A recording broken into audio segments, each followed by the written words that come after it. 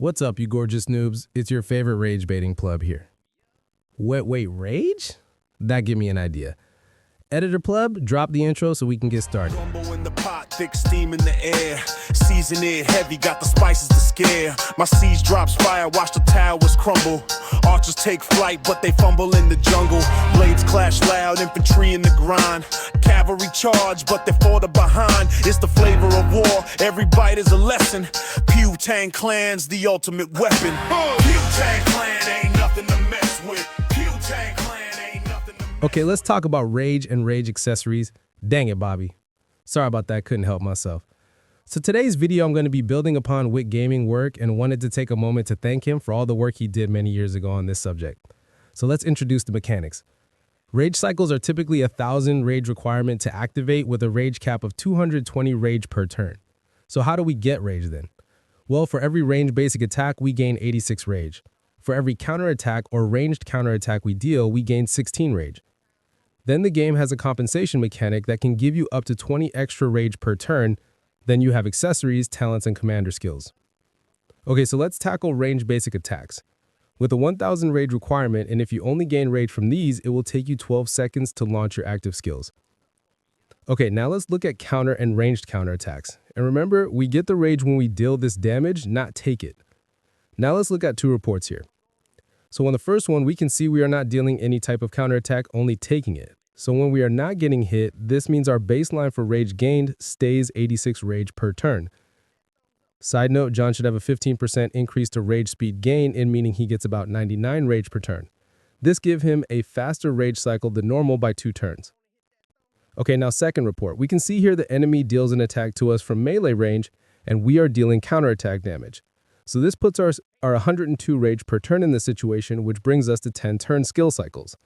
So for this to actually make a difference, let's say a fight goes 60 turns in this situation, you will get 6 skill cycles versus in previous situation, you will only get 5 skill cycles. Okay, now let's look at the compensation mechanic. So you get an extra 10 rage if your attack is less than the enemy counterattack or if your counterattack is less than their attack, for a total of 20 extra rage.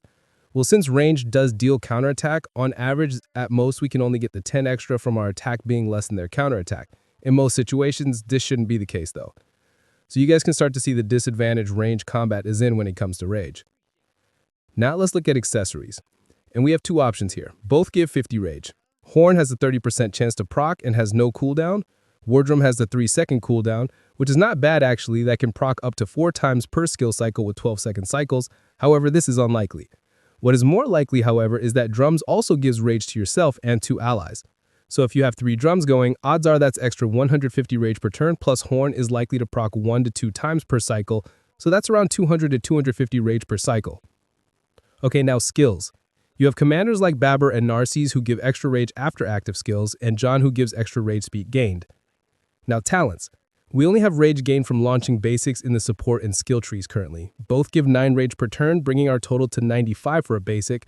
I believe the 86 is without counting the skill. If I'm wrong, I will pin the comment. This makes your skill cycle 10 turns without other factors. Next, you have Rejuvenate. This talent is in both trees, but the support tree only gives 150 rage after an active skill.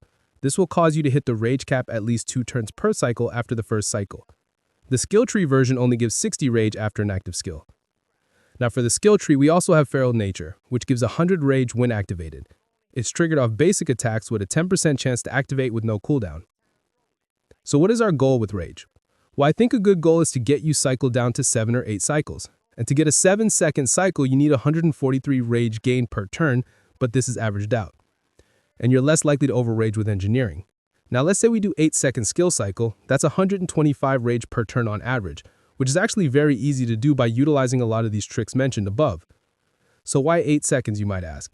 Because if a fight goes 24 turns without other factors mentioned, you only getting 2 skill cycles, but by reducing the 8 seconds, we're getting 3 skill cycles. So you're getting basically a buy 2 get 1 free deal on damage dealt. This idea came to me after watching the Mr. Siege video about his con skill. I highly recommend checking that out and a bunch of his other content as well. The thing I learned from it was just reducing the skill cycle isn't enough. For best results, needs to focus on maximizing the rage output.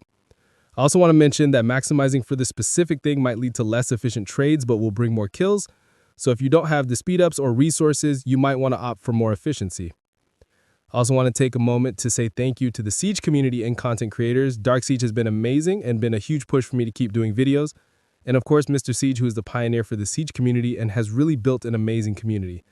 I know we have some greats in our community too, like Phil, J Tower, and Timu Towers, who have been kicking ass for Siege for a long time now.